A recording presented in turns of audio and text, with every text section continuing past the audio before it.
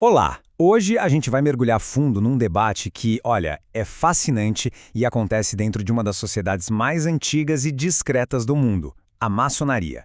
Com base num artigo do Sidney Godinho, vamos explorar uma questão que é central. No mundo que muda o tempo todo, numa velocidade absurda, será que uma ordem milenar deve se modernizar ou ela deve se manter fiel às suas tradições? A resposta, adianto, não é nada óbvia. A grande questão é essa, né? Mudar ou não mudar?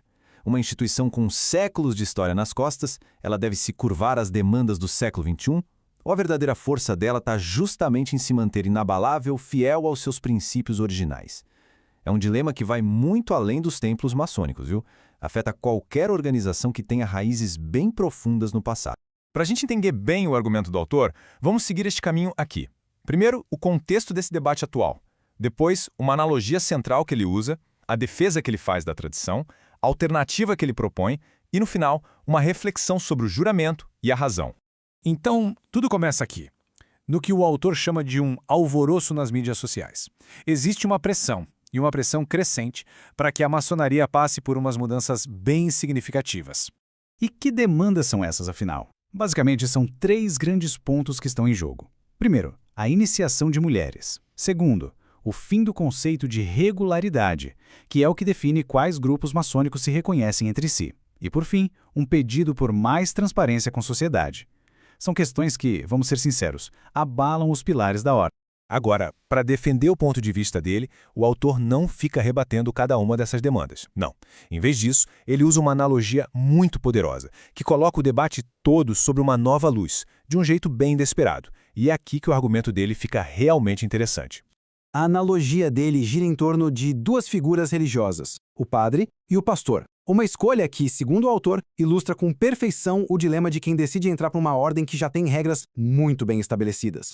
A comparação é a chave de tudo. Pensem bem, tanto o padre quanto o pastor servem a mesma divindade, com um propósito parecido. A imensa diferença está nas regras do caminho que cada um escolheu. O padre, ele aceita o voto de castidade. É uma regra fixa, inegociável. O pastor não. O ponto do autor é que nenhum caminho é melhor que o outro. Eles são apenas sistemas fundamentalmente diferentes. E aqui está o pulo do gato da analogia. O autor diz que não faria sentido nenhum alguém escolher ser padre e, depois de já estar dentro da igreja, começar uma luta contra o voto de castidade dizendo que o sistema é retrógrado. A escolha de entrar numa ordem já pressupõe que suas regras fundamentais foram aceitas, certo? Ok, com essa analogia em mente, vamos entrar na defesa da tradição. Por quê? Seguindo essa linha de pensamento, certos princípios simplesmente não estão abertos para negociação. O argumento aqui é até bem pragmático. Tentar mudar uma estrutura que foi consolidada por séculos de sabedoria acumulada, pode ser uma batalha muito frustrante, muito desgastante. Tanto para a pessoa quanto para o grupo. Acaba gerando mais insatisfação do que progresso de fato. E no coração dessa tradição estão os famosos landmarks. Esse termo é essencial. Eles são vistos como os pilares, sabe? Os princípios imutáveis que definem o que a maçonaria é. Para o autor, foi o respeito a esses pilares que garantiu que a ordem sobrevivesse através dos séculos. E aqui tem um detalhe importante. O autor não diz que esses princípios são perfeitos. Pelo contrário, ele os vê como o ponto de partida, a fundação sobre a qual a busca pela perfeição é construída. Mudar essa base, na visão dele, seria como comprometer a jornada inteira de aprimoramento. Certo. Então, se criticar por dentro não é a resposta, qual seria a alternativa? O autor oferece uma sugestão bem construtiva para quem não se sente alinhado com a estrutura tradicional. A ideia é até que simples. Em vez de gastar uma energia enorme tentando mudar um sistema com o qual não há uma concordância fundamental, seria muito mais produtivo e benéfico pegar essa mesma energia e direcionar para encontrar um ambiente, uma comunidade que já esteja alinhada com os próprios valores.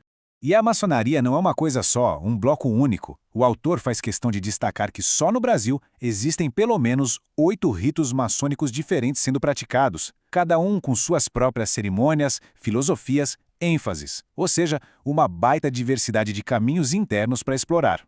E não para por aí. Além dos ritos diferentes, existem no mínimo 3 grandes potências que funcionam como os corpos governantes da maçonaria no país, e cada uma opera de forma independente. Isso quer dizer que a variedade de abordagens e filosofias dentro da própria ordem é gigante, o que amplia ainda mais as opções para quem busca um lugar que combine com seus valores. E se, mesmo com toda essa variedade interna, a maçonaria ainda não for o caminho certo, bom, o autor lembra que existem outras sociedades com propósitos parecidos. A mensagem é que a busca espiritual ou filosófica não precisa se limitar a uma única instituição. Chegamos então à parte final do argumento dele, que amarra a escolha individual a um compromisso filosófico mais profundo que envolve juramento e a aceitação de uma sabedoria que talvez seja maior. O ato de entrar para a ordem é selado com um juramento. E isso não é só um ato simbólico, não. É um compromisso firme de seguir os preceitos da instituição. É a aceitação voluntária de todo um conjunto de regras e princípios. E aqui a gente chega na conclusão filosófica do autor. Esse juramento não é só sobre obedecer, é sobre confiar. É a confiança de que, mesmo quando uma regra não faz sentido de imediato, ela representa uma razão ainda não alcançada. Em outras palavras, uma sabedoria coletiva construída ao longo dos séculos que transcende a compreensão individual do momento. E assim, a análise desse artigo todo nos deixa com uma pergunta que é universal. A tradição, ela é uma âncora que dá estabilidade e identidade num mar de mudanças, ou ela é um obstáculo, uma muralha que impede a gente de evoluir? A resposta, como quase sempre, talvez esteja em encontrar o equilíbrio entre as duas coisas.